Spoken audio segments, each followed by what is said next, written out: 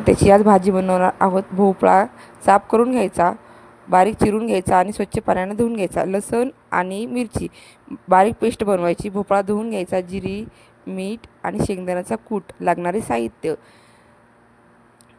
गॅसची फ्लेम चालू केलेली आहे। कढईमध्ये तेल गरम झालं, त्यामध्ये मिरची टाकून घेतला, लसूण आता अलगद एकसारखं फिरवायचं। तोपर्यंत काळा मसाला भाजून घ्यायचा।